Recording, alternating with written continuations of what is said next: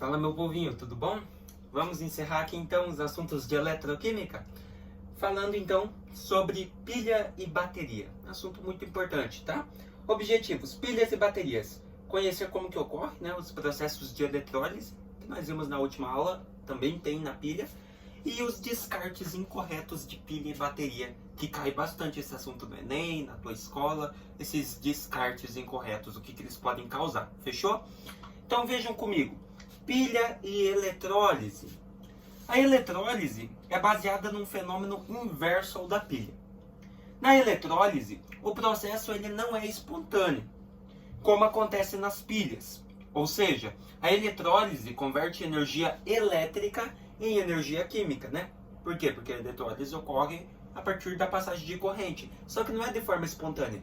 Você tem que gerar a corrente para que daí gere uma solução neutra, ou seja, uma energia química. Já a pilha, ela gera energia elétrica a partir de energia química. Viu só? Então a eletrólise gera, a partir de energia química, ela gera energia elétrica. Já a pilha, não, quer dizer, a eletrólise gera energia química através da energia elétrica. Já a pilha gera energia elétrica através da energia química. Legal, né? Então, olha só. A pilha é um sistema onde ocorre a reação de oxirredução, tá? Eletroquímica é tudo oxirredução. Na pilha ocorre também. Nesse dispositivo, a energia química produzida na reação espontânea é convertida em energia elétrica. Então, tem uma energia química dentro da pilha e ela automaticamente é convertida em elétrica. As reações de oxidação e redução ocorrem simultaneamente em uma pilha. Quando uma espécie sofre oxidação, ela doa elétrons para outras espécies que ao recebê-los, sofrem redução, né? Então, segue o mesmo processo. Quem perde elétrons sofre oxidação, quem ganha sofre redução. Mas só que ali, as espécies que perdem elétrons, sofreram oxidação, elas doam esses elétrons perdidos para as outras espécies. No caso, as outras vão ganhar elétrons. Então, elas vão sofrer redução. Fechou? Portanto, quem sofre oxidação é o agente redutor, porque ele vai causar redução no outro. E quem sofre redução é o agente oxidante. Por quê? Porque ele vai ter que oxidar o outro. Esse agente ele vai fazer o outro oxidar até doar elétrons para ele. Fechou? Então, olha só. A oxidação ocorre quando uma espécie perde elétrons e se transforma em cátion, né? Tá ali a representação. Então, o A perdeu elétrons, se transformou em A+, cátion. A redução ocorre quando uma espécie ganha elétrons e se torna neutra. Isso na pilha, tá? Então, a espécie vai ganhar elétrons e vai se tornar neutra. Então, o B lá, ó, o B era um cátion. Ganhou elétrons, ficou B. B, normal. Ou seja, neutro. Fechou? Nas equações químicas, essa transferência de elétrons é demonstrada pela mudança no número de oxidação do NOx, né? Nós vimos lá reações de oxirredução. Ah, por exemplo, lembra lá na última que a gente fez do SnCl2 lá? Então, o Sn tinha NOx mais 2, no produto ele tinha NOx mais 4. Então, variou. Então, ele teve transferência de elétrons. Ou ele perdeu ou ele ganhou. Nós podemos diferenciar isso pelo NOx e por uma equação química, tá? Existe a equação química da pilha, professor? Do processo da pilha? Existe. Não sei se eles colocaram aqui no slide, mas vamos ver. Beleza? Então, olha só. As reações de oxirredução ocorrem no interior da pilha. E a corrente elétrica surge com a migração dos elétrons do polo negativo para o polo positivo, tá? Então, a corrente, como dito, é um processo espontâneo, né? A corrente ocorre através dos fios, onde os elétrons se deslocam do polo negativo até o positivo para alcançar a estabilidade e gerar corrente. Fechou? Como funciona uma pilha? Então, olha só. Uma reação de oxirredução, genericamente, pode ser representada pela equação. Então, você tem lá A mais B+, passando a ser A mais B. Então, olha só. Onde A é a substância que sofre oxidação, ela perde elétrons, aumenta o NOx, então ela é o agente redutor, né? Então, o A, ele sofreu oxidação, ele estava lá o neutro, beleza, normalzinho, só que ele perdeu elétrons, então ele vira cátion, A+. E o B é a substância que sofre redução, ou seja, ela ganha elétrons, porque no início da equação era B+, então ela ganha elétrons e fica neutra, né? Ou seja, diminui o seu NOx. E ela é o agente oxidante, né? Que nem dito, agente redutor, ele vai fazer o outro ganhar elétrons, né? Pois ele vai ter que oxidar, fazendo assim, perdendo elétrons e fazendo o outro ganhar o elétron. Então, como ele faz o outro ganhar elétron, ele é o agente redutor, porque ele está agindo para que ocorra a redução no outro elemento. E, por fim, o agente oxidante é aquele que faz com que ocorra a oxidação no outro, que o outro perda elétrons para que ele ganhe. Beleza? Então, no caso, o agente oxidante é quem sofre a redução e o agente redutor é quem sofre a oxidação. Fechou? Essa é a pegada. Então, olha só. Observem a imagem a seguir como esse processo pode ser representado. Então, temos o ânodo, oxidação, né? Perda de elétrons, pois o ânodo é o polo positivo e o cátodo é o polo negativo, né? Redução, ou seja, o ganho de elétrons. Então, você tem lá o cobre. O cobre, ele é Cu+, então ele precisa ganhar elétrons para ficar neutro. E o zinco, o Zn, ele é negativo, ele é Zn- na pilha.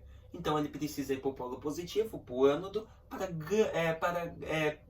perder elétrons. Fechou? Para ele sofrer oxidação, né? Então nesse caso o zinco sofre oxidação e o cobre sofre redução. Então olha só, o sistema dividido em duas semicelas é formado por dois elétrodos metálicos, conectados externamente por um fio condutor, e foi desenvolvido por John Frederick Daniell, né? Então olha só, a pilha é composta por dois elétrodos, conectados por um fio condutor, e um eletrólito, onde ficam os íons, né? Então temos um eletrólito, né? Ali é uma membrana, né? Que vai segurar os íons, no caso onde o Zn e o cobre tá. Beleza? E o ânodo e o cátodo é formado através de um fio gerando corrente elétrica, né? Onde o cátodo seria a parte negativa, o polo negativo, e o ânodo seria o positivo. Fechou? O elétrodo é a superfície sólida condutora que possibilita a troca de elétrons. Fechou? Então, olha só. Ânodo é o elétrodo no qual ocorre a oxidação. É também o polo negativo da pilha. E o cátodo é o elétrodo onde ocorre a redução, ou seja, o ganho de elétrons. E também é o polo positivo da pilha. Fechou? Então, olha só. Na imagem que nós vimos ali, galera, o zinco metálico é o ânodo e ele sofre oxidação, né? Porque o zinco é negativo, então ele precisa perder elétrons. Então ele vai para o polo positivo, então ele é o ânodo, né? Ele sofre oxidação até que ele perder elétrons e alcança a estabilidade. O cobre, o Cu+, é o cátodo e ele sofre redução, né? Porque ele é Cu+, então ele precisa ganhar elétrons, então ele vai sofrer redução. E isso no cátodo, que é o polo negativo da pilha. A migração dos elétrons ocorre do ânodo para o cátodo, através do fio condutor. Então o fio condutor está lá no meio, então os elétrons vão se deslocar do ânodo, que é a parte positiva da pilha, até o cátodo, que é a parte negativa. Fechou?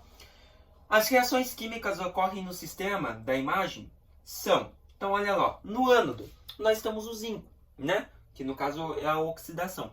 O zinco ele era Zn-, então ele precisa perder elétrons. Então o que acontece lá na equação? Zinco está lá, o que acontece com ele?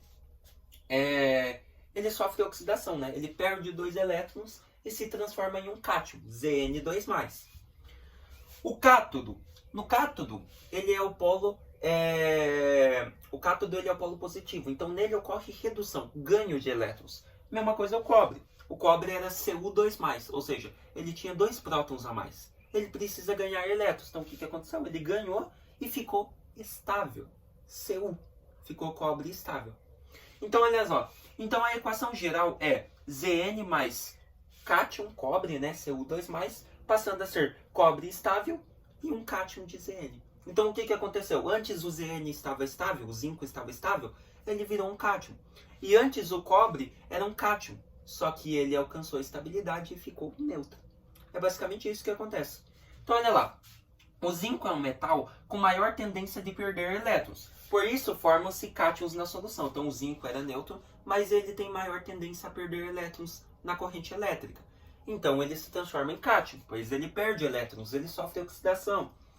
O elétrodo de zinco começa a apresentar um desgaste e perda de massa, porque o zinco é liberado na solução ao formar os cátions Zn2+. Então, o zinco ele é desgastado e ocorre a perda da massa dele.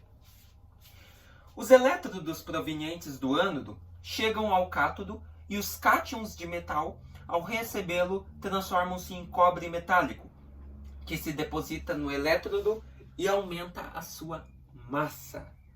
A ponte salina é uma corrente iônica responsável pela circulação de íons no sistema para mantê-lo eletricamente neutro. Então ocorre aquelas reações lá, né?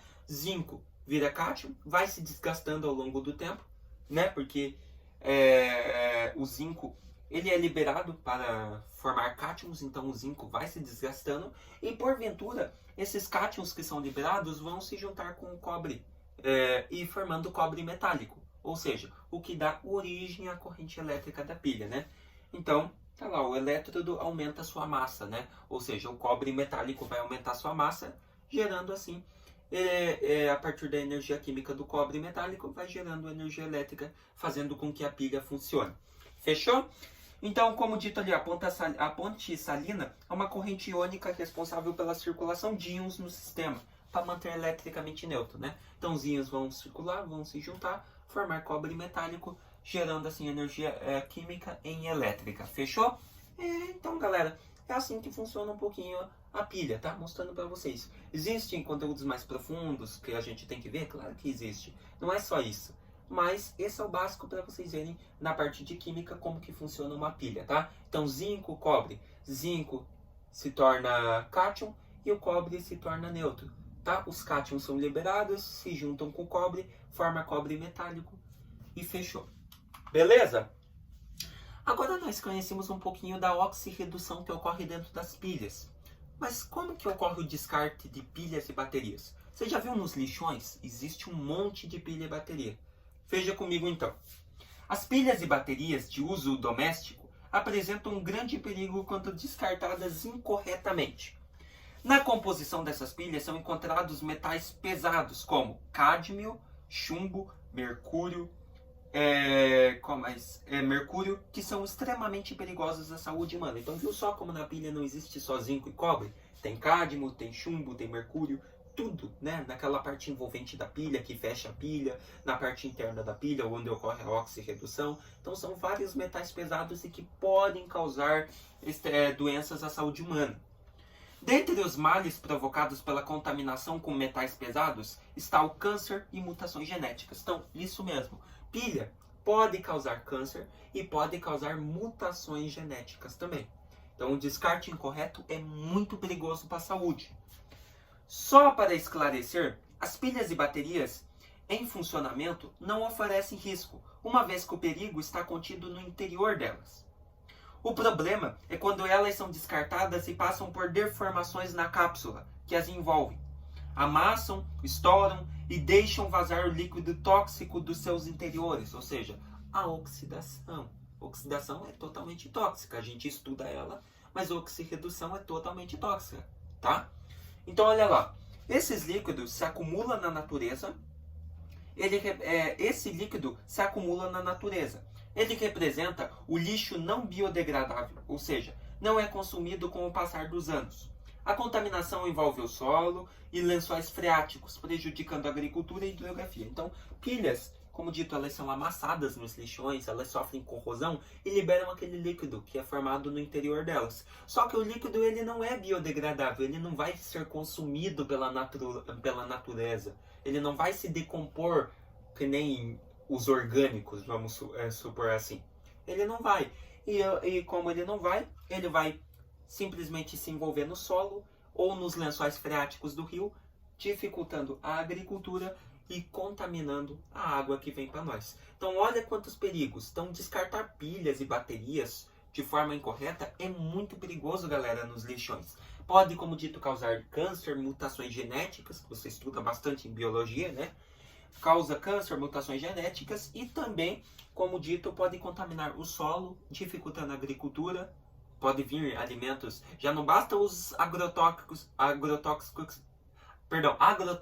que eles utilizam, né? Já não basta isso, ainda mais lixo tóxico das pilhas, né? que são totalmente radioativos, como dito, causa doença, e ainda pode ir e contaminar os lençóis freáticos, ou seja, trazendo água contaminada para todos nós também.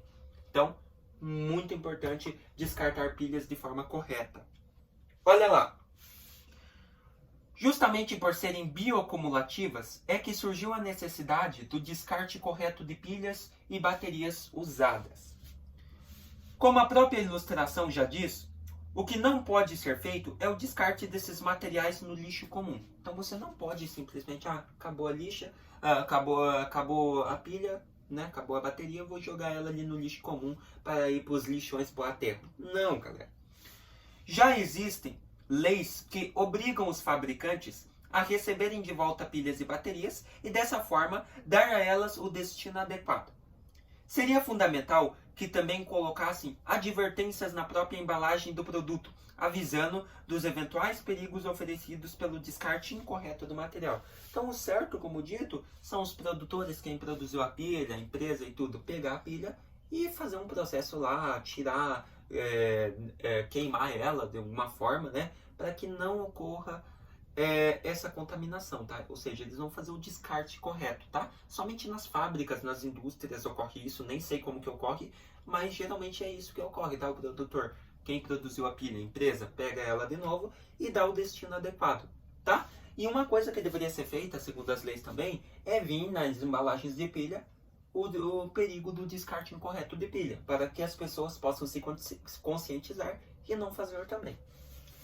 O que você, consumidor, pode fazer? Então, olha lá. O ideal é separar o lixo tóxico do restante. Dessa forma, você facilita a coleta e posterior armazenagem em aterros especiais.